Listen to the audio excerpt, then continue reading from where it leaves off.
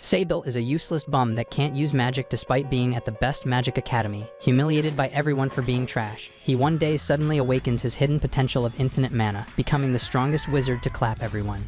Before this, Sable was sitting alone in a narrow alley when a mysterious girl approached him. After looking at his shiny blue eyes, she told him that he had magic in his eyes and took him to a magic academy so he could become a magician. But 3 years after that incident, Sable has the worst grades in the history of his academy and is being summoned to the headmaster's office, where his fate will be decided. As Sable walks down the corridors, he notices an academy professor named Rue screaming at the door because she's not being let in. Suddenly, she pulls out her weapon and waves it dangerously close to Sable's chicken neck. But before she can unalive him, Headmaster Albus steps out and invites them in for some tea. Inside the office, Albus reveals that Sable is not getting expelled, but rather, she wants him to travel to the south and serve as a mage to help humans and witches coexist peacefully. If the mission cannot be completed in 3 years, he will be expelled, and he will lose all his memories from his days in the Magic Academy. Immediately, Rue volunteers to participate in this journey with her 300 years of witch experience. Even though Albus hesitates at first, she admits that the students might need some expert guidance, so she agrees to keep Roots around. The following day, Sable and Root meet near the southern tunnel,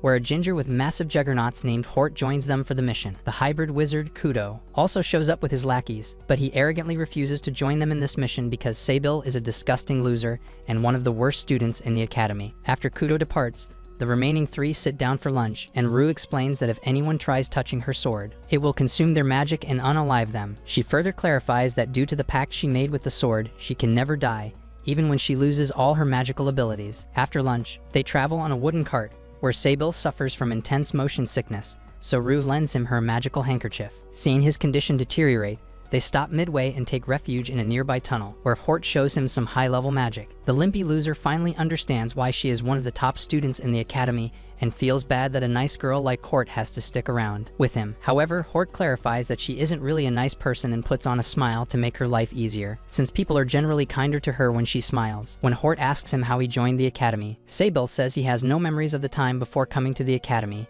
and that if he gets expelled, Albus has threatened to wipe his memory again. As Rug joins them, Sable explains how he cannot use any magic, and even if he tries to control it, he cannot properly activate its full potential. Hearing that, candidly suggests that it's better to lose his memory completely and start his life from scratch instead of putting himself in danger as a mage. Meanwhile, on the other side of the forest, an ugly witch hunter reports to his equally ugly boss that the students from the academy have appeared in the village. When the boss finds out that the hybrid lizard named Kudo is also involved, he orders the mercenary to lay traps in the forest to capture him. The following day, as Sable and his group are enjoying their meal, Kudo's lackeys appear with worried faces as if they're all constipated. They claim that Kudo is a selfish mage who abandoned them when some thieves attacked them, but since nothing has been stolen, and the lackeys are completely unharmed, Ruth realizes something is fishy. She thinks Kudo left them alone to distract the thieves and protect his friends, potentially sacrificing his life for them. Sable also defends the hybrid lizard because Kudo was the only one who stood up for him against the nasty students in the academy. Suddenly, Ruve declares she will rescue Kudo alone and tells her teammates to wait for her, because fruity magicians like them would only make things worse. Later that day, Sable and Hort are worried about their classmate, and despite Rufe's order to stay out of it, they decide to help him. Sable thus pulls out the magical handkerchief Ruve gave him on the road, and Hort uses it to locate her as they venture out in the woods. Hort mentions how Kudo's friends refused to tag along when she asked them. Sable wonders if asking them with a smile might have changed their minds, but Hort says she only smiles for special people. However, when Sable asks why she's always smiling at him like a weirdo, she jokes that she must really like his disgusting face, but the laughter fades quickly as they stumble upon Kudo's severed tail in the middle of the forest. As Hort picks up the smelly tail, they notice a train of footprints on the muddy ground. Due to his kink for good feet, Sable quickly deduces that the 3 distinct footprints belong to Kudo, Ruve, and the witch hunter. Since the footprints indicate there is only one enemy ahead, Hort believes that the witch hunter is an exceptionally skilled professional. As she clutches Kudo's tail in her hands, Hort pleads that they should turn around because the witch hunters, known as arbiters, are death row inmates hired by the church to hunt witches. These merciless assassins are trained to show no mercy to their enemies. But when Sable mentions how the arbiters were dismantled years ago,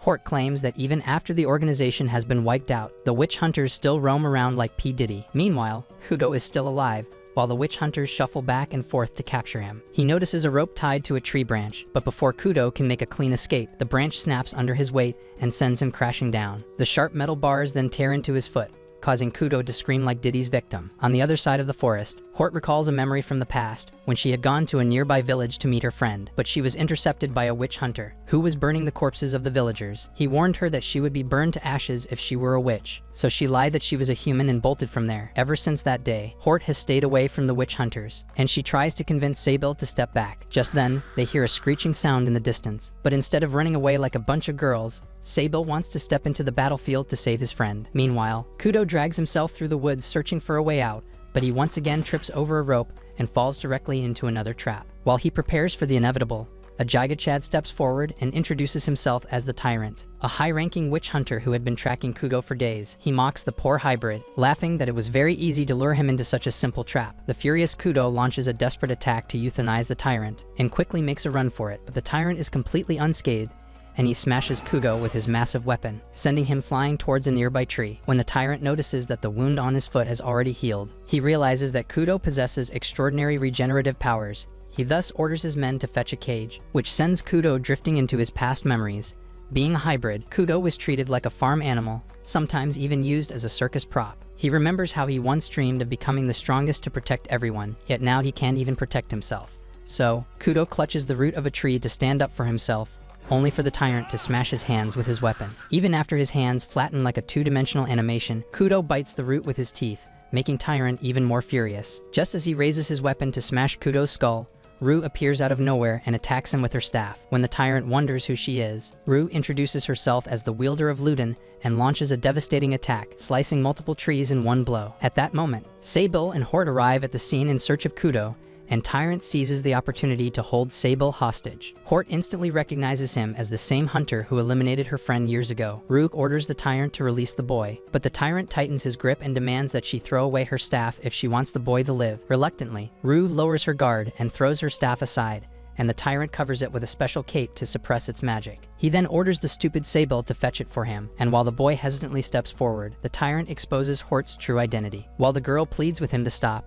he reveals to everyone that Hort had been sent to the academy as a spy by the church itself. It turns out that when Hort was little, she was called the offspring of a demon because of the small horns that grew from her head. Her mother told her to smile so that people would not hate her, but when the church found out, they cut off her horns and forced her to live as a human. They then ordered Hort to become the best mage at the academy without being discovered. Hort had worked harder than anyone, determined to graduate as a true mage, and after her graduation, she was recruited as a staff member in the academy. When they set out for the 3-year mission, Hort felt an ominous fear, but she never imagined the hunters would appear. She feels like a traitor and falls to the ground, believing that she brought death to everyone she cared about, but Sable tells her it's not her fault with a bright smile on his face. Determined to prove her loyalty, Hort takes Kugo's tail out of the bag and chants the spell of the final verses, but the Tyrant quickly covers himself with his cape and deflects the spell completely. While Hort realizes her power is mid, the Tyrant approaches her to end her life. Meanwhile, Sable looks deep into Luden's magical abyss, while Rue warns him not to touch it. But he ignores her and unleashes the true power of the staff as a surge of energy bursts forth, swallowing everything like a giant hole of darkness. When Sable regains consciousness, he is startled to see Hort sitting on his ding-dong. She is happy that Sable is still alive, but Rue gets furious because using the staff without mastery is no different from voluntary death. She later explains that Sable has infinite magical abilities, but Luden's capacity is limited, and it can channel only a fixed amount of magic before breaking down. As they all prepare to leave, Kudo mentions how he needs to find his missing tail, but Hort chuckles softly and admits that she used it as an offering for a magic spell, causing Kudo to explode in fury. A few days later, while Sable is dealing with an existential crisis, Hort arrives carrying 2 cups of hot chocolate. When she asks Sable if he thinks she is a traitor, the mage immediately denies it, yet Hort cannot understand why everyone is being so kind to her. Sable then says that he is not being kind. He is simply unconcerned about other people's affairs. As they continue talking, Hort removes her hat and asks him to feel the small horn on her head. Having been considered an offspring of a demon, she grew up being told to serve the church to cleanse her tainted soul. But after years of studying in the academy, Hort comes to realize that she is simply a beast fallen, who is neither fully human nor fully beast. It turns out that if a beast warrior and a witch die, the beast's soul has nowhere to go and enters the witch's bloodline, resulting in part human, part beast offspring among the witch's descendants. Over time, the witch's blood becomes diluted, and the beast's soul gradually weakens, giving the offspring an increasingly human appearance. Hort looks at Sable and thanks him for never speaking ill of her and for accepting her as she is, even leaning forward to kiss him gently on the cheek. Just as she heads inside, Ruve leaps onto the scene and teases Sable for being a beta male and not sliding his magical sausage inside Hort. When Sable admits he does not understand things like love, Rue laughs like an idiot, wondering how entertaining it will be to watch them struggle on the road. The following morning, it is revealed that 2 members of Kudo's group have been expelled from the academy for leaking information to the church, leaving only 4 to continue planning the journey. While Rue remarks that Kudo will have difficulty working without hands and suggests regenerating them, the hybrid reptile becomes annoyed and accuses her of body shaming. She then asks Kudo if he has not studied healing magic, pointing out that the 4th chapter of the Grimoire of Zero is specifically for protection and healing. However, Kudo is in a pickle because regenerating his hands would require an immense amount of power, and he's certain he would collapse before the process is complete. Since Sable possesses an infinite reservoir of magical power, they decide to use him as the power source. Everyone agrees to the plan, and Rooks claims that the most efficient way is to touch a mucous membrane. However, just the thought of Kudo kissing the snout disgusts everyone, so she suggests they use their hands instead. Rue explains that a surge of power can even burst the recipient's blood vessels and instructs Sable to exercise caution. As everyone in the pub watches them, the regenerating process begins, and the magical energy flows towards Kudo's body. He then recites the healing verses, and within a few seconds, his hands take shape, followed by his tail. Everyone in the pub is filled with amusement, and Rue tells everyone to celebrate on her behalf. The following day, the squad reaches a vibrant city, and as they walk through the bustling streets, a cart accidentally spills mud all over Sable's already filthy body. After laughing at his stupid face, Rue decides it's time for a hot bath and proceeds to make a reservation.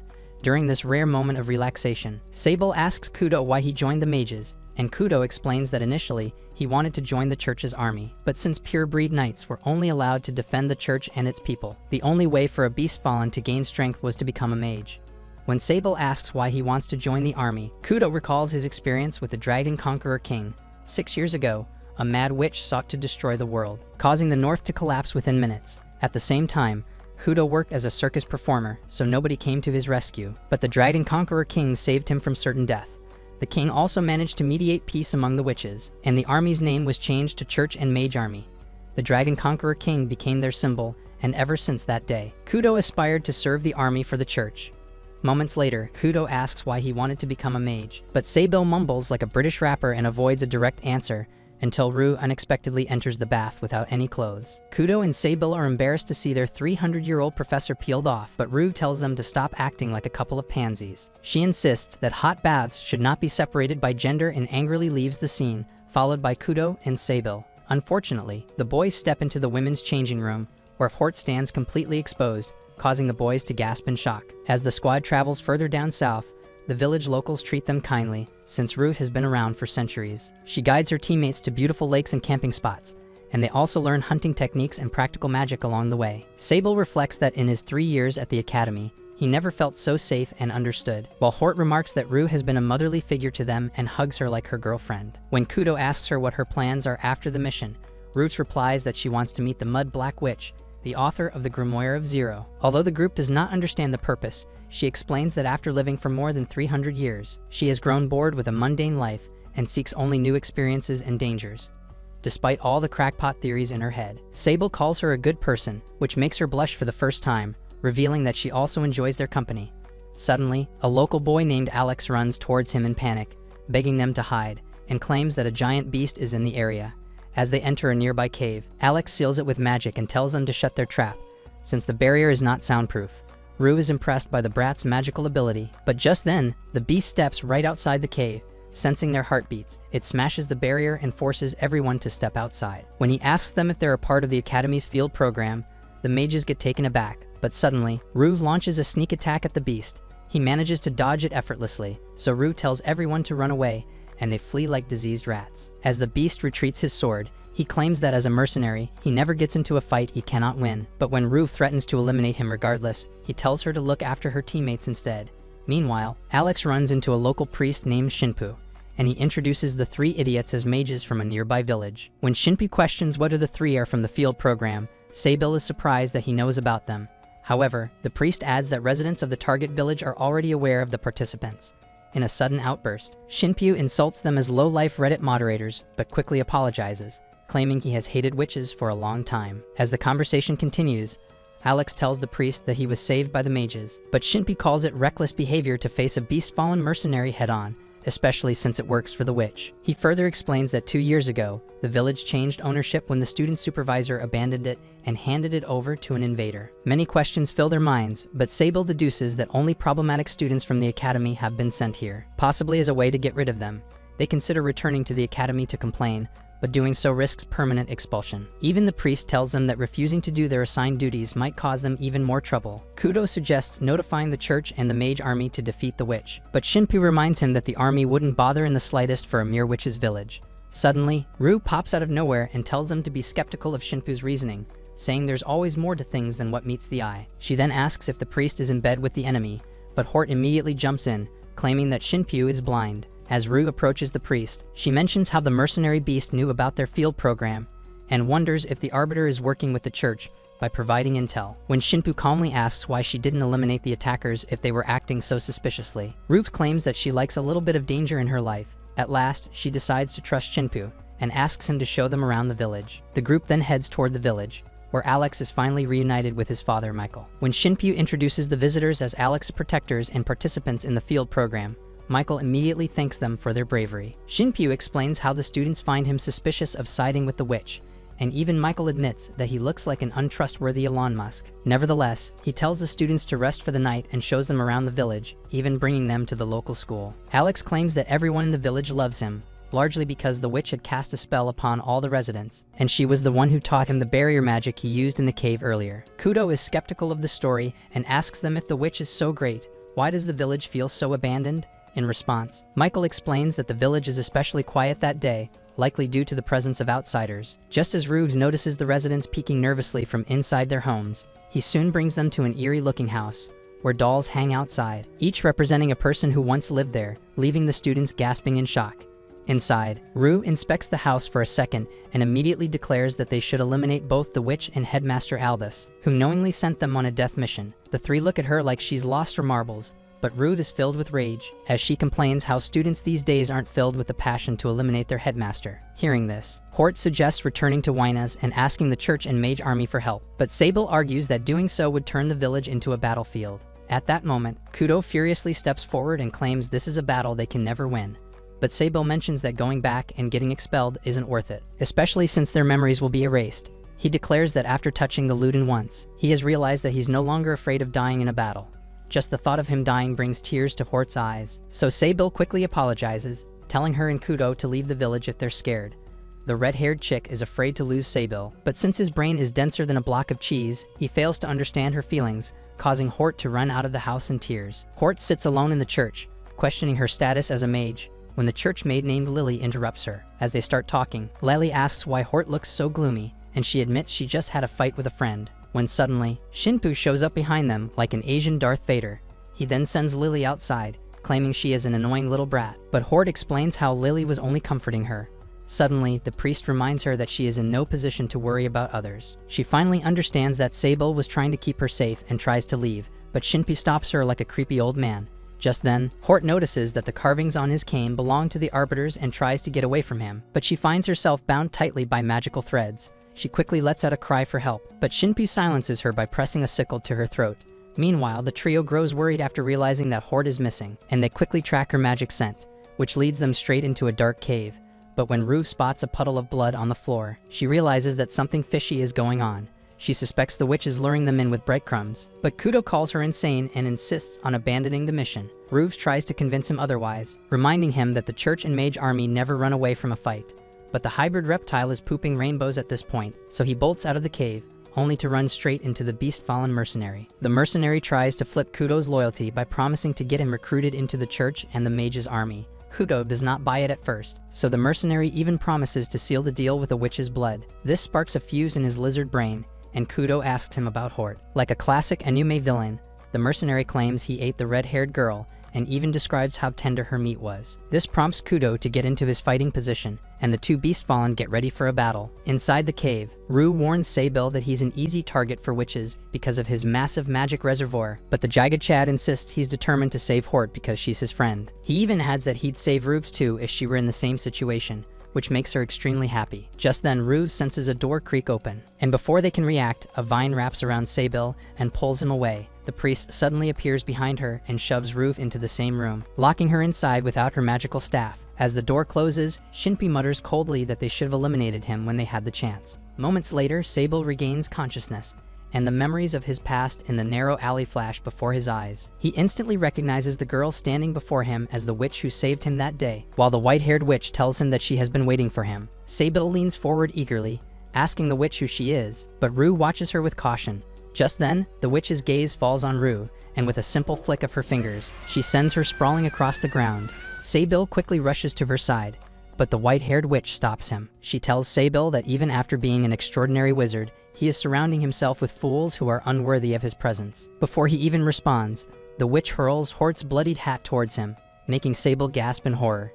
When he asks what she has done to Hort, the witch explains how she allowed her mercenary to devour his precious friend for dinner, shattering the poor boy even more. As Ruse lies unconscious in his arms, the witch explains how she had to occupy the village and even orchestrate a fake mission to bring him back from Albus's magic academy. Being a spineless loser, Sable wonders if all this is his fault, as the memories of his forgotten past flash before his eyes. The witch once again invites him to accept her offer, promising to take him to a place free of pain and suffering. But Sable declines. He explains how his friends have stood by him even when he was a fart-sniffing loser, and tells the witch to chill out. Even with no chance of defeating her, Sable stands firm in his conviction. He then plans to unleash all the magical power in his reservoir to self-destruct, but just as he begins chanting, Rue gets up from her trance and kisses her student. Sable has no idea why this 300-year-old pile of meat is kissing him, yet he doesn't seem to mind the action.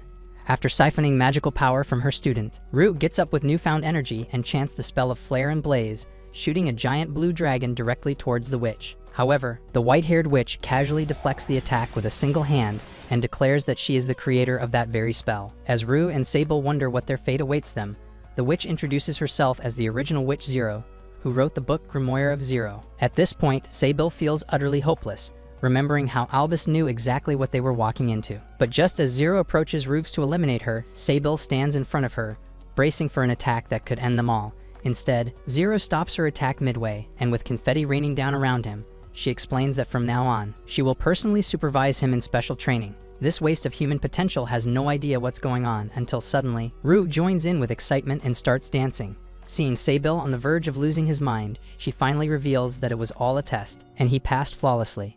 Just then, Hort comes running towards him and leaps into Sable's arms, relieved to see him safe. She excitedly explains that the entire field mission had been a test, and that every villager had played a role in it. Even the blindfolded priest had tested her and asked her to act as a spy, but when Hort spat in his face, she passed the test. With that, Shinpu gives Rooks her staff back and asks if she has figured out the truth about the test. Rooks calmly explains how it was obvious all along because the house they stayed in was far too clean and well-stocked for a place that was supposed to be abandoned 2 years ago. A few moments later, Kudo arrives with the mercenary, who has also passed this test. Seeing his friends alive and well, he runs to hug them, and they all spend a moment complimenting each other's loyalty. That evening, the villagers held a celebratory party for the wizards and witches who had passed their trials. After the festivities, Zero congratulates the 3 students once more, but Hort curiously asks why she had pushed them so hard to fail. Zero explains that their immense talents demanded a test of character to see if they could match their potential, because if they choose the path, they might inflict massive damage on the world. Seeing the confused looks on their faces, Zero tells Hort that her abilities could rival Headmaster Albus in a few decades, and if Kudo continues practicing his healing magic, can even achieve immortality. However, when it comes to Sable, she admits that even she does not know his true potential because of his limitless magical power. But Zero speculates that if Sable continues honing his skills, he could potentially live for centuries and become the most powerful mage that has ever lived. However, Zero warns them that if they stop training, even David Blaine will beat them in a magic competition. Later, the original witch Zero explains that each of them will need to set up their own unique stores in the village, making it easier for the villagers to request their assistance. Just as she begins to share more details, the mercenary interrupts them, and Shinpyu arrives with food, ready to celebrate their night. While heading home, the 3 students spot a figure riding a dragon across the night sky, and Kudo's eyes widen with amusement. Realizing it's the knight who saved his life years ago, he gathers his friends and they rush to meet the rider. As the dragon descends in the village compound, the knight reveals that he has come to deliver letters to the 3 recently vetted students. When they open the letters, they discover that they now have complete freedom to use their magic as they wish. Later that night, Rook is crying like Diddy's victims because she could not see the dragon up close, but a few moments later she plans on setting out on a new journey. This makes her students incredibly sad, but Rue quickly tells them that she will leave only after she has read all the books Zero has written, which will probably take around 3 years. This is the news everyone had been waiting for, and they all rush to hug her. In the dead of the night, Rue and Zero have an intense conversation in which Zero reveals how years ago, Sable's mother was eliminated in front of him. While a notorious monster was trying to steal his immense power, his mother died of a collateral magic overdose, leaving a deep emotional scar on Sable's heart. To protect his sanity, Sable unknowingly sealed away these traumatic memories from his mind. On top of that, Zero reveals that Sable is her nephew, and even Rue is shocked to hear this. She explains that the notorious Wizard number 13, who stole the grimoire of Zero, is none other than Zero's brother, the very one responsible for the destructive war years ago. As Rue listens to this bombshell, Zero also adds that Wizard number 13 is Sable's biological father. It has been 2 months since that incident, and the 3 students are busy running their respective shops. Hort is in charge of taking care of various requests from the villagers with no specific job description, whereas Kudo takes care of patients using his healing magic to assist at the clinic. Meanwhile, Sable runs a magic shop from his house, supplying anyone who needs magical support, and it turns out that his regular customers are Hort and Kudo, who are kinda addicted to the feeling they get after a surge of magic pumped into their souls. While his friends venture out in the open, Sable stays home most of the time, and he has started to enjoy the life of solitude. Just then, Rue barges into his house with her staff for breakfast, and while they enjoy their meal, she berates him for being a professional shut-in introvert. Sable explains how he needs to stay confined in his house to take care of villagers in case they require magical assistance. He further adds that he has been cooking, cleaning, and doing the laundry for everyone in the house. When Rue finds out he has been washing Hort's inner clothes, she freaks out and asks if Hort deliberately asks him to do the laundry. Sable defends his friend and claims he wants to wash her undies voluntarily, which freaks out Rue even more. She then explains how weird it is to wash a grown person's inner clothes and gives him an example of Kodu, and Sable finally understands the logic. Despite this, when Sable claims he is simply doing his job, Rue realizes that the boy was deprived of a normal life and climbs onto a chair to hug him. This surprisingly calms him down, and Rue understands that Sable needs someone to teach him how to function in society as a normal human. For a change of pace, Rue orders the boy to fetch him some tea leaves, hoping to get him out of the house for some time. But when he runs into Alex on the way, the boy claims to know where tea leaves grow and offers to tag along. Sable is hesitant to bring Alex into the forest without the ability to use magic, but Alex is a little brat who is overjoyed by the idea of having a day out with an adult. Realizing the boy is mad at him, Sable ventures into the forest to find him hiding in a treetop and asks him to come down. Alex finally apologizes to him, admitting that he has no idea where tea leaves grow and has no idea how to get back to the village safely. However, Sable assures him, saying he will take the blame for it, but this only makes Alex tear up. When Sable notices a mouse near his feet, Alex tells him how Lily is friends with Mikey, and they decide to follow it. They are soon accompanied by a horde of Mikey, which leads them right outside the church, where Alex's mother scoops him up in her arms and takes her away. At the same time, Shinpyu appears behind him radiating an aura of a glorified Sigma male, and invites Sable inside the house for lunch. Once inside, Shinpyu orders Lily to remove her hood, but the girl gets embarrassed and tries to refuse the priest's command. But when Shinpyu removes it without her consent, Lily's true form as a mouse is revealed. She tries to get back her hood to cover her shame, but Shinpyu asked her to make food for their guest. Since Lily is a good cook, she eventually prepares an entire meal for the priest and Sable, and the two sit down to have a chat. Shinpyu berates the mage for venturing out into the forest with Alex, unaware of the dangers that lie within, as he taps his fingers like an angry banker. Shinpyu even reveals that the tea leaves can be found near Zero's house, and tells Sable to be less ignorant from now on. On his way back home, he runs into Hort, who is surprised to see him outdoors, and even helps him wipe the food from his disgusting mouth. When Sable notices blood on Hort's dress, he gets startled, but the girl explains how she and the mercenary were attacked by wild wolves in the forest. Hort wanted to eliminate the wolves in one shot by using her magic, but she accidentally struck the mercenary right on his chest. Women. Just then, Lily rushes towards her, worried about the mercenary's condition, which creeps doubt into Hort's mind about whether she can even become a talented mage. As she walks inside the house with Lily, Rue calls him from a distance, demanding to have some magic be supplied to the mercenary's wounds. When they step inside the room, Zero is desperately trying to stop the mercenary from bleeding out, but as soon as she sees Sable, Zero presses her lips on his to extract some healing magic from his reservoir. She then casts a high-level healing spell on the wounded mercenary, and the wolf slowly regains consciousness.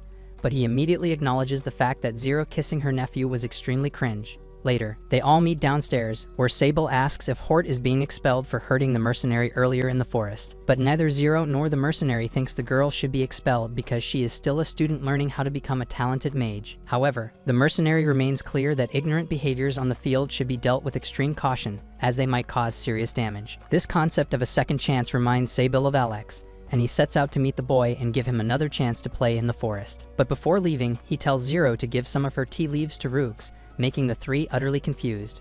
As the three chat, Zero realizes that Sable has been running errands for Rue and getting himself in harm's way, but Rooks claims that the boy will never learn real-world experience by shutting himself inside the house. The mercenary has no problem with Sable staying indoors and contributing as a magic supplier, but Rue jumps out and starts throwing a tantrum, as she wants all her students to be exceptionally good magicians. Later that evening, the two senior witches meet alone, where Rue asks her why she had siphoned only a small amount of magic from Sable. Zero explains that as a supervisor and a family member, she can't exploit his powers more than she needs. But when Rue tells her she will grow old and die in a few years, Zero lets out a smile and tells her that living a life among the people she loves is the only thing that matters to her. Back in the house, Kudo wakes up from his sleep, completely disoriented, not knowing how he even got to his bed. It turns out that during a healing mission in a nearby village, he got too ambitious and tried healing every sick person at the same time. But halfway through the mission, his body gave up, and the local doctor had to carry him back home like a sack of potatoes. When he goes downstairs, Kudo finds his friends waiting for him, ready to heckle him like a stand-up comedian. The hybrid reptile gets embarrassed, but when he finds out that Hort had messed up even worse, the two start throwing insults at each other like Reddit users. Just then, Rue barges into the room to stop their quarrel like a drunk father, and tells them to fix their mistakes and train harder starting tomorrow. But before leaving, she orders the students to visit Zero together in the morning to refine their etiquette. As discussed, they arrive at Zero's cottage the following day, completely mesmerized by the number of books stacked from floor to ceiling. Zero explains that these are her personal collection, and the real juicy books are kept far north in the Forbidden Library. Hort cannot wait to explore it with her friends one day, but Kudo refuses to venture out in the north. He reminds them how the north is still crawling with demonic beasts that were left behind after the war. The professional shut-in also agrees because he hates the idea of leaving the confines of his house. Despite this, Hort tries to hype them up, claiming that with Sable's endless magic reservoir, her offensive capabilities, and Kudo's healing abilities, they'll be unstoppable. But the hybrid reptile is a realist, and he tells her that he can never trust a witch who fires spells at her own allies. Suddenly, Zero snaps back into her professor mode and orders Hort to follow her for a private lesson, declaring that until she learns to cancel her spells mid-cast, she is not going home. As Zero drags her outside, she teaches Hort to launch an attack straight at her and cancel it at the last second. The blast nearly goes off, but Hort manages to stop it just in time. Seeing this, Zero tells her to keep practicing by using the same spell to light candles at home, but Hort complains that she does not have enough magic for that. So Zero casually top-ups her energy output and produces a much stronger result, like it was nothing. Just then, Zero gets dizzy and collapses on the floor due to magical fatigue, so Sable quickly rushes to her side. He holds her hand and tries to transfer his energy, but nothing happens. Remembering yesterday's incident, he awkwardly suggests a kiss, but Zero tells him to stop acting like a creep. Trying her best to look normal, Zero gets up and claims she just needs to eat something, but almost loses her balance again, so Sable catches her in his arms, and for a fleeting moment, Zero sees a reflection of her late brother. Wizard number 13.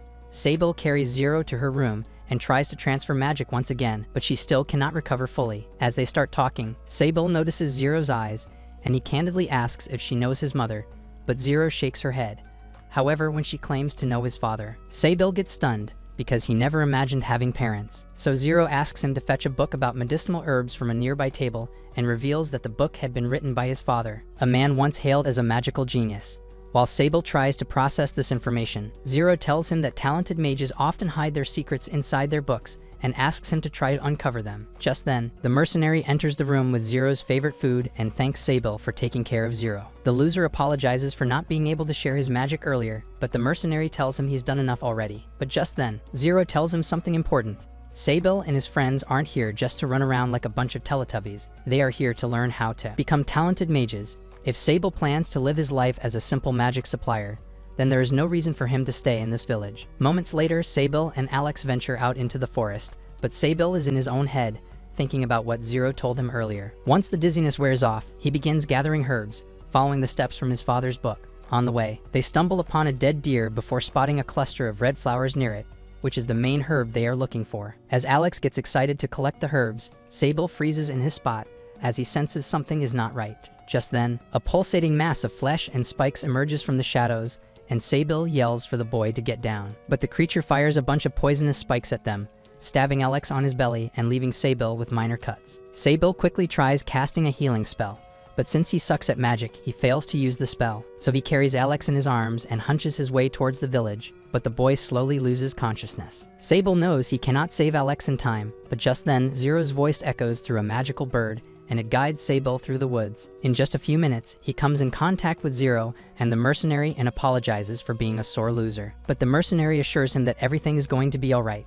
Moments later, Rue arrives with her magical staff, and Zero tells her to lend some blood.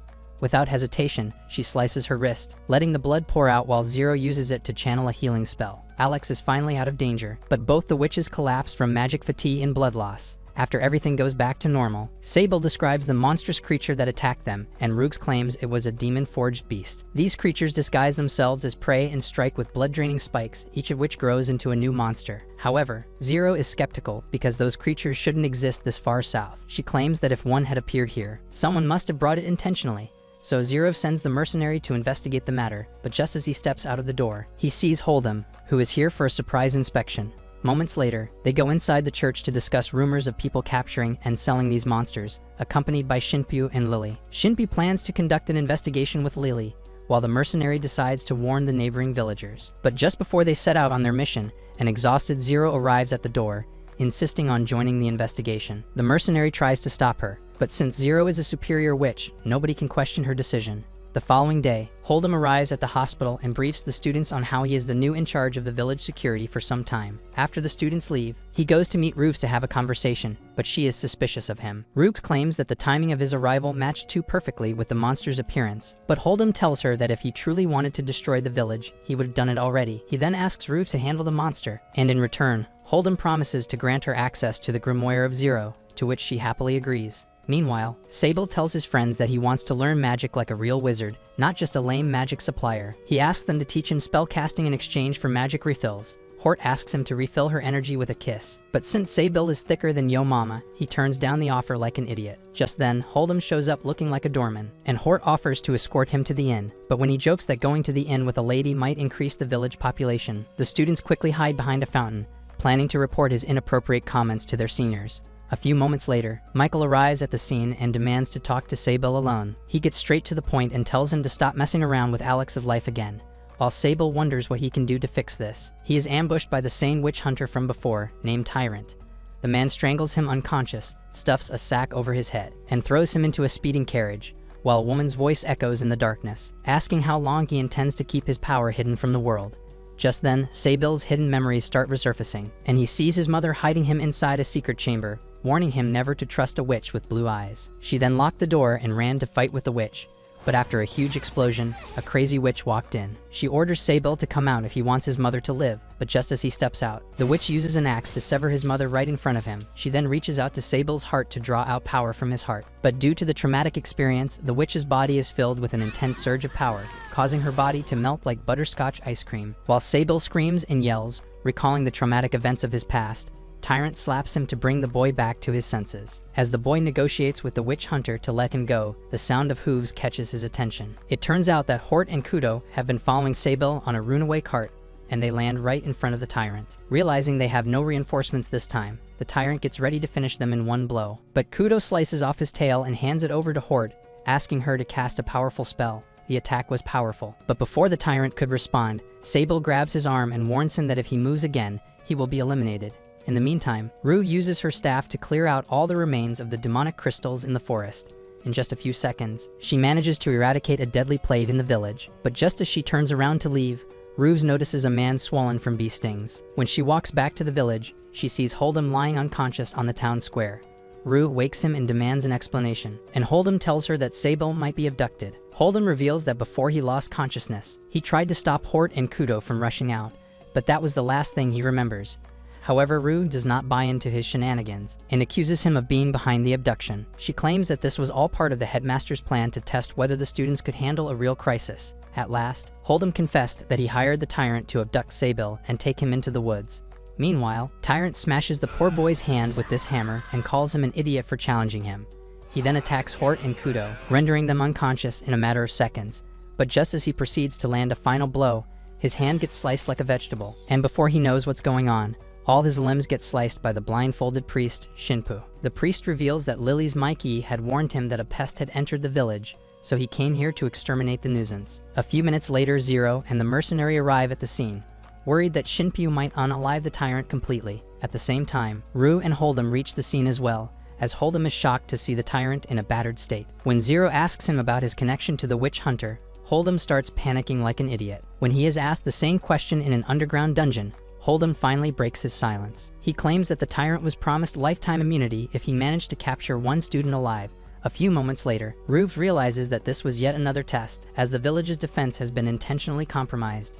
Seeing this, Zero realizes that there is a major security flaw in their security apparatus. The mercenary and the priest claim that their resources and personnel are being spread too thin, but Zero argues that they cannot abandon neighboring villages. But just then, Hold'em comes up with a brilliant idea. He wants the tyrant to fight for his freedom by working as a security guard for the village. The witch hunter growls in disagreement, because this was not a part of their agreement, but Hold'em reminds him that he is in no place to negotiate. The following day, Zero informs the students about the tyrant's new role in the village, making Hort furious, who thinks the witch hunter needs to be eliminated. But Zero assures her that the tyrant will use his malefic talents to protect lives in this village to repent for his sins.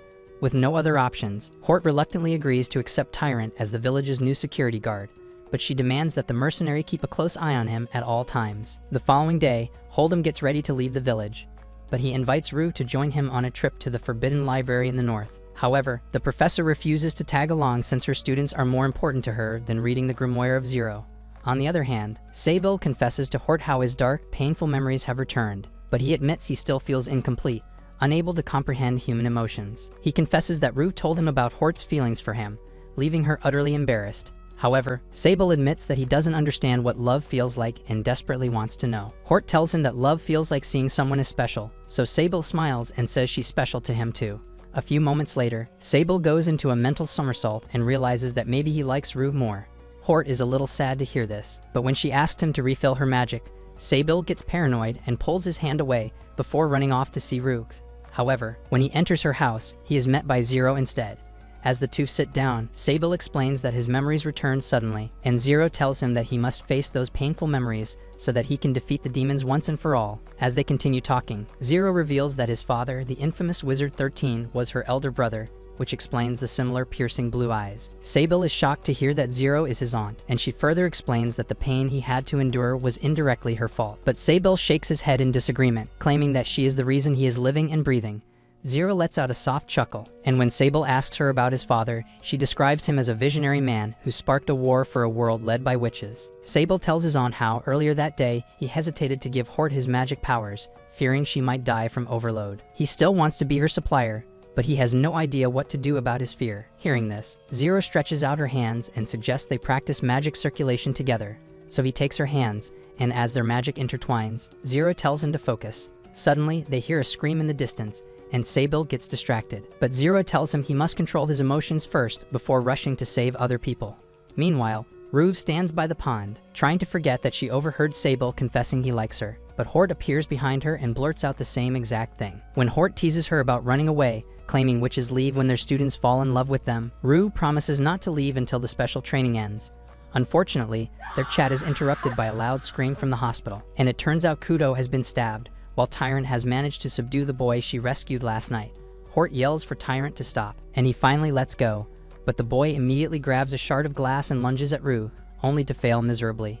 A few moments later, while the boy is restrained, Kudo suspects he is sent by the church to cause mayhem in their village. Just then, a woman named Heather enters the room, asking him not to generalize the church as evil. Rue recognizes her as the red-headed teacher from Heartful Village, and it turns out that she wanted to deliver lunch for the patients. Despite the good vibes from Heather's pheromones, Kudo remains suspicious, thinking the boy is a trap sent to test the reaction to an attack. So while Rue and Hort discuss their game plan, Heather approaches Tyron and tries to teach him table manners. The witch hunter scoffs, claiming the only manners he needs are those of eliminating his enemies. But an annoyed Heather tells him to shut his trap because no one in this village finds him scary. Without hesitation, Tyrant grabs her neck, but Rue quickly threatens to slice him in two, causing the witch hunter to slowly back down. Later, the mercenary arrives at the scene, ready to interrogate the captured boy, but seeing that he's just a little brat, he changes his mind and decides to hand the boy over to Shinpu, who is a master at interrogation. Suddenly, something sharp flies towards Hort, but she blocks it at the last moment. Shinpu steps out of the shadows, clearly irritated that she's been talking behind his back again. However, when he notices the boy awake and quietly observing them, he slams the boy on the bed like his side piece. To further escalate the interrogation, Shinpu asks Rue to darken the room, and as she uses her staff to turn the place darker than Jake Paul's career, he then removes his eye patch, and the piercing gaze slices through the boy's soul. Calmly, Shinpu says he'll ask questions, and if the boy lies, he'll know. By reading the tiny movements of the boy's face, Shinpu learns that he's alone, but someone powerful might be coordinating the attacks. Shinpu later admits that the infiltrator was not a great source of intel, but Rue isn't convinced. If the church is sending a monster alongside the boy, she believes that someone with high-level clearance must be involved. She deduces that since the mastermind used the boy as a decoy, the church is planning a far more sinister plot than they might expect. On the other hand, Hort is walking down the village compounds when she notices the shocking sight of the tyrant teaching the dumplings how to weave baskets. When she asks Heather what is going on, she explains that the tyrant is making traps to catch fish. Even though his face looks like an escaped convict, the students aren't scared of him, seeing him genuinely enjoys making fishnets. Heather admits he's just a big goofball who walked into the wrong job interview, but as Hort watches him laugh with the little dumplings, memories of her dead friends haunt her. Confused about what she must do, Hort decides to monitor his movements, determined to keep the little brats safe from this monster. Seeing this, Heather gently tells her she's teaching the students an important lesson: to never fear anything without reason. On the other hand, Kudo receives a message from Lily's mouse. The transfer of the captured boy to the north has been postponed. Determined to tackle this problem himself, Kudo gets up and tells the boy to walk with him. As they travel, the rescued boy grumbles that Kudo ruined his chance to die a hero. He insists that witches and beast folk are monsters who must be wiped out. Kudo gets irritated, but he tries to remain calm and takes him to the church, where Lily serves a warm meal. The boy enjoys the food until Kudo lifts Lily's hood, revealing her mouse ears. He immediately leans back in shock, so Lily apologizes to him. But this simple incident replaces his disgust with guilt, and the boy realizes he has been thinking wrong about witches and beast folk all these years. He is then taken to a guest room, where the boy wonders what other lies the church fed them. Later that evening, Sable proudly demonstrates the results of his training with Zero, as he can now manipulate light magic effortlessly, shaping it into glowing patterns that dance across the walls. His friends watch in awe, attempting to mimic his spell, but just then, Sable asks Rue for the staff of Luden, saying he wants to run an experiment. She hands it over to Sable with a smile on her face, but just then, he starts blurting out that he loves her pretty little face and wants to get married to her. The forever energetic witch freezes in shock, as Hort scolds him for being reckless and awkwardly asks Rue to forget what he just said. A few days later, the boy, whose name is Caddy, wakes up from a nightmare about the church's brainwashing, and later Hort invites him to join the village brats for fishing, hoping it'll lift his spirits. As they walk by the river, Caddy asks how she can trust someone like the tyrant, who is a ruthless witch hunter. However, Hort calmly explains that trust isn't given, it's earned, and admits she doesn't fully trust the tyrant yet. But she's willing to give Caddy a chance, warning him not to harm anyone defenseless. Just then, his stomach growls loudly, and this breaks the tension, making everyone laugh in the area. On the other hand, Sable appears in Roof's room unannounced and wakes her up. He claims it's only for the experiment he mentioned and gets Roof's attention. Using his father's old notes, Sable brewed a potion designed to restore magical energy. Rue peers at the strange book in his hands, but she can't read a single line. However, when Sable mentions that his father, Wizard 13, wrote it, Rue freezes, realizing he already knows the truth about his past. But to her surprise, he doesn't seem to care about 13's infamy. As they chat, Sable explains that the book describes how to condense magic into liquid form. He drops a bit of the potion onto the staff of Luden's core, and it instantly flares to life. The enchanted staff greedily drinks the rest of the potion and twirls in delight. Rue touches it and gasps. As the staff now holds the power of two witches combined, Sable is shocked to see this because he only used a fraction of his strength, so he decides to make more. But before leaving, he tries to flirt with Rue once again, as the 300-year-old meat grinder gets embarrassed, before dashing out of the room. Meanwhile, Caddy is playing with other boys from the village, as Hort, Tyrant, and Heather watch from a distance. For a moment, Tyrant stares into the water, lost in memories of his cruel father and the years he spent building traps to survive. He remembers how a corrupt elite once hired him to design a torture device for runaway slaves, until Shinpu and his teammates eliminated the elite and forced Tyrant to join the Arbiters. As the mood lightens, Hort teases him about having a crush on Heather, but before he can deny it, Heather joins the dumplings in the river. Meanwhile, Caddy begins walking toward the water with a confused look on his face. Tyrant knows something is wrong, and he tells everyone to get to safety. But suddenly, Caddy's stomach pops open, revealing a giant, monstrous jaw. Tyrant immediately strikes with full force, but Caddy's body mutates, as sharp arms pop out of his spine, slicing Tyrant's arm. Dealing with the pain, he grabs the red-haired baddie and makes a hasty exit as the monster loses control. Even Hort's sleep spell does not work, as more jaws rip out of Caddy's body. Seeing this, the Tyrant realizes that the boy was infected with dormant monsters all this time, and the villagers kept feeding it. Tyrant is determined to fight alone, and he orders everyone to get to a safe location. While Hort refuses to leave him alone, Heather gathers the little brats and runs for safety. Just then, the monstrous Caddy emerges again with eyes creepier than Mark Zuckerberg. Hort yells for Tyrant to restrain the boy while she prepares a sealing spell. Immediately, Tyrant locks Caddy's claws, but he struggles to hold the monster still. As soon as the spell completes, he sacrifices his leg to pull away just in time. Now, stone engulfs the monster, but it shatters free just a few seconds later. At this point, they are forced to destroy the monster completely. The Tyrant charges at it again, while yelling at Hort to unleash her full power. However, the girl hesitates, but when Kudo makes his appearance, he slices off the monster's tail and tosses it to her as a magical spell offering. As Hort channels blue flames from it, the monster impales Tyrant through the chest in a murderous rage. Immediately, the hybrid reptile rushes to the Tyrant to heal his wounds, but just as he starts getting better, a deeper wound twists and splits open, and hundreds of insect-like creatures crawl out of him. At this point, Tyrant realizes he cannot fight them, so Hort and Kudo step in as reinforcements. But amid the chaos, a bright light engulfs them as Rue makes her entrance on the battlefield. She commands her staff to morph into a massive beast and devour the creatures in a single gulp, leaving no traces of filth behind. A few days later, Sable, Hort, and Kudo hold a small, somber funeral for Caddy. But just as the last prayer ends, a shadow sweeps over the village. As a dragon soars through the sky, the three immediately rush towards the square, where a knight descends from the beast's back to deliver an urgent message.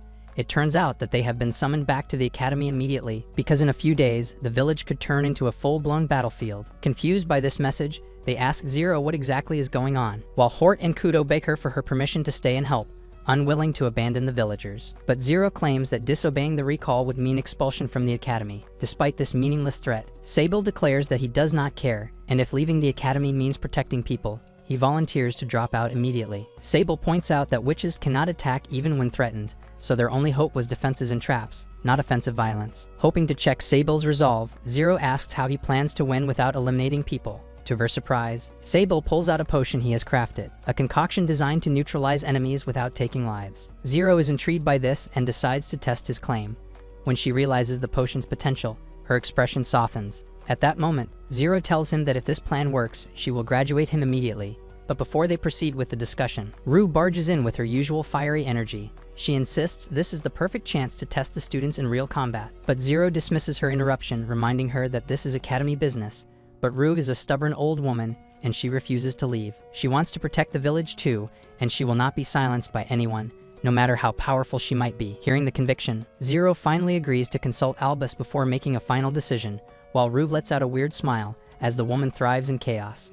Next, Zero sends a detailed report to Albus about the unfolding situation, and the headmaster finds the plan fascinating. She realizes that this plan will not only end the war without casualties, but it could also humiliate the anti-witch faction in front of the world. So Albus orders Hold'em to secure reinforcements from both the church and the mage army, while she personally reaches out to their allies for additional support. On the other hand, Hort tests Sable's potion, and a single drop recharges her mana far beyond expectation. She curiously asks how he made it, and Sable admits that the recipe comes from one of his father's old books. The revelation shocks both Hort and Kudo, until Sable reveals the truth that his father is none other than the infamous Sorcerer 13. At the same time, Heather gathers her students and thanks Tyrant for saving them during the last attack. The little rascals cheer for him and offer sweets, and Heather stuffs a cookie into his mouth when he freezes up in awkward silence. After the annoying brats leave, the mood changes, and as Heather moves closer, she senses the affection he hides behind restraint. But the Tyrant pulls away. Heather realizes that his guilt and self-doubt weigh heavier than any jugs or affection he might receive. Moments later, the Tyrant runs into Hort, who mocks him lightly before turning serious. She explains that Sable's trap strategy depends on Tyrant's unique abilities, and his role may decide the outcome of the war. Though she hates relying on him, his bravery during the last attack changed her mind. Hort's words sink deep into his assassin's heart, stirring a mix of fear and purpose inside him. So the next morning, Tyrant leads the villagers in setting traps and strengthening the village's defenses. On the other hand, Zero, Sable, Hort, and Kudo gather around the table, planning how to stop the advancing army without bloodshed. Meanwhile, the mercenary and Roax watch from a distance, arguing that no trap will hold if the enemy is strong enough, pointing out that at some point elimination will be necessary. Just then, Shinpyu approaches them with a new piece of information, claiming that the opposing force has 10,000 people, but most of them are poor farmers and peasants. It seems like the anti-witch faction is forcing the witches into a corner because if they eliminate even a single body, everyone will see them as monsters. A few moments later, Lily hurries into the scene and asks the mercenary to help her with food supplies. Shinpyu advises her to evacuate when the villagers leave that night, but Lily refuses. Instead of running away like a coward, she wants to stay and protect him instead. Her devotion catches Rook's attention and she hugs the mouse girl and teases her affectionately, while she and the mercenary share a beaming look. Before leaving, Rue shows the priest something disturbing, a preserved sample of the parasitic creature once found inside Caddy's body. She warns that it could multiply endlessly until it consumes the entire continent. Shinpyu believes the anti-witch faction must know how to control or destroy it, though even high-ranking officials in the church remain unaware. However, Roos concludes that whoever holds that secret is the true mastermind behind the entire conflict. Later that night, the group gathers again to review their defense objectives. There are still gaps everywhere, so Sable steps forward, offering Zero all the magic power she might need. He reminds his aunt that she is the bridge between witches and humans, so she must survive no matter what. Zero accepts this deal with a smile, and when their hands meet, Sable's mana floods into her like a tsunami. The surge is so overwhelming that she pulls her hand away before it consumes her entirely. Even after transferring so much, Sable remains almost unbothered, as it seems like his energy reserves are almost infinite. In the meantime, Rubes goes scouting, and from the forest's edge, she spots the enemy camp. She realizes that the opponent's army is far stronger than reports claimed. Their soldiers wear proper armor, carry fine weapons, and march alongside beastfolk warriors and a demon-possessed monster radiating dark energy. The sight fills Root with a dangerous excitement because to her, this is what makes life worth living. In just a few hours, the first enemy battalions reach the outskirts of the forest. Within the village walls, every witch, villager, and student takes a position. As dusk settles over the forest, chaos bursts across the front lines. Swarms of massive, feral rats, bound by Lily's spell, descend on the soldiers like a living tide. Panic spreads as the army breaks formation and veers into a different route. Unaware they are running straight into a death trap. Just then, a thin wire snaps, and in the next instant, razor-sharp strings whip through the air, severing limbs in a matter of seconds. Screams fill the forest until a strange green rain begins to fall from above, glowing faintly as it touches the wounded. Flesh regrows, bones realign, and in a few seconds, every soldier stands whole again. Shocked by what just happened, they notice eerie carvings on nearby trees, mocking them with a simple message, saying it was just a social experiment. In another sector, a squad of knights blunders into a fiery pit. Flames burst from the ground, engulfing them in a roar of heat and smoke. When the fire fades, the soldiers realize they are unhurt, yet every piece of armor and fabric has vanished. Their commander instantly understands the gesture. The witches are restraining themselves, showing power without bloodshed. Accepting the futility of battle, he orders a full retreat. However, the Beastmen mercenaries refuse to yield, driven by their leader, a towering bull possessed by a demonic spirit. They charge forward with animalistic fury, while their eyes burn red beneath the skin. Back at the stronghold, Zero receives intel that the human troops have fled the battle. Hearing this, her students celebrate, thinking the fight is over, but she quickly reminds them otherwise. The beast folk remain on the move, and among them are the demon-possessed creatures who are capable of infinite magic. Zero reminds them that these are not ordinary opponents, as they wreak havoc wherever they go. Shinpyu and the mercenary get ready for the clash, but suddenly, they find out that Lily has been captured by the demonic bull's army. The creatures plan to drag the girl into the village and devour her in front of her friends to break their spirit. But before that horror unfolds, Shinpyu's enchanted threads slice through the forest, cutting the mercenaries down in a single sweep. Fuming with rage, the demonic bull charges straight towards Shinpyu. One powerful strike severs the monster's arm, and to its shock, the wound refuses to heal. Shinpyu's spellwork blends holy and wizard magic, cutting away both flesh and the power to regenerate. The bull desperately roars and tears off the mangled limb, forcing it to regrow through sheer rage.